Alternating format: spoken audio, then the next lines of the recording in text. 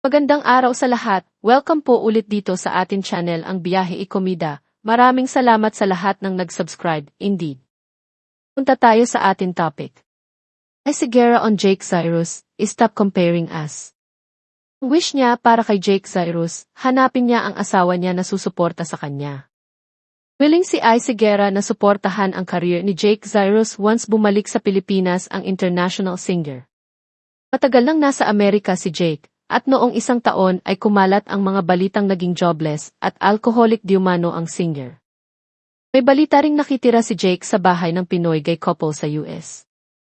Pero kung pagbabasehan ang latest Instagram post ni Jake, makikitang masaya siya ngayon sa piling ng bago niyang girlfriend na si Chisa Loretta. Pahayag ni Ay sa eksklusibong panayam ng pep.ph, Philippine Entertainment Portal, sa media ko ng Love, Sessionistas Concert. Well, ako kasi I've been there. I've been in a very bad place first time, my wife knows that. Siguro ang sinuwerte ko lang, may mga tao na nasa paligid ko na talagang may malasakit at may pagmamahal. So ako, that's in the wish for him, na he will find his wife na who will support him, love him, and will show him love and acceptance. Kasi sa tingin ko napakahalaga niyan para sa isang tao. Yung kahit sino ka man, kahit anong gawin mo, alam mo na okay lang mag-fall ka because alam mong may sasalo sa iyo. At sobrang swerte ko. Kaya sana meron siya niyan. Aminado si Ice na nagkaroon ng malaking pagbabago sa buhay niya dahil sa asawang si Liza Dino. Malaking bagay yung partner mo. Kasi yung partner mo ang magsasabi sa iyo ng totoo. Siya lang ang magbibigay sa iyo ng perspektibo na normally di mabibigay ng iba.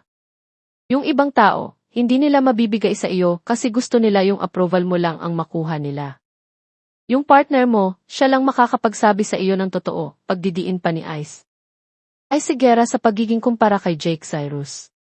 Samantala, hiniling ni Ice na sana ay tigilan na ang pagkukumpara sa kanila ni Jake. Ako, honestly wish ko na sana ang mga tao, stop comparing us. Kasi, okay, pareho kaming trans, pero hindi porke pareho kaming trans, pareho kami ng journey. Iba-iba ang tao. Iba-iba ang journey natin. Iba-iba ang pinagdadaanan ng tao. Iba-iba ang pupuntahan natin. May sarili akong mga paglalakbay. May sarili siyang paglalakbay. Kaya, sana ay igalang din nila ang kanyang paglalakbay. Stop comparing us because hindi nakakatulong yun eh. Pakiusap pa ni Ice, kumbaga, tigilan na natin yan. Hayaan mo na si Jake na Jake, di ba? Kung saan siya masaya, kami lang dito para suportahan siya. Pagtataka pa ng singer, actually, wala namang makakapagsabi na dapat ganito ka, dapat ganyan ka. Journey niya ito, eh. Wala naman siyang sinasaktan na tao. Bakit tayo nangingialam sa mga desisyon niya sa buhay? Kabilang si Ai sa grupo ng sessionistas na inilunsad sa ASAP, ang Sunday musical variety show ng ABS-CBN noong 2009. Makakasama ni Ai sa Love, Sessionistas Concert sina Juris, City Navarro, Princess Velasco, Kin Cipriano, Duncan Ramos, at Nyoy Volante. At the same time, si Ice rin ang magdidirect ng show at si Ivan Lee Espinosa ang musical director. Na-conceptualize pag i-reunite na ulit kayo. Kahapon lang. Ang bilis mo. Bilis ang pangyayari na. Seriously, I think the last time talaga nagkasama-sama kami was 2015. March, no, of 2015. Yeah, bro. Medyo matagal na po. 10 years. Yes.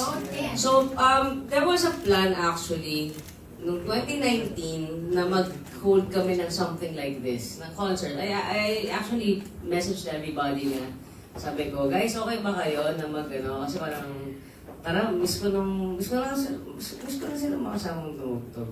So, nag-game naman sila. Kaso nag-pandemic. Di ba? Nag-pandemic yun eh. So, talaga, meron na kami nun. Meron na kaming, nakausap ko na yung, may venue na kami kinakausap, meron na kami kausap na production, na stage designer, everything. Kaso biglang nag-pandemic. Kung natuloy yun, this was supposed to be Fire Nice's first show. At yan ang ating latest showbiz chika update for today. Huwag kalimutan mag-subscribe. Click the notification bell for more showbiz chika updates. Like and share the video at pakisuportahan po ang ating Facebook page. Maraming salamat sa lahat ng nag-subscribe, indeed. Magandang buhay sa lahat, paalam.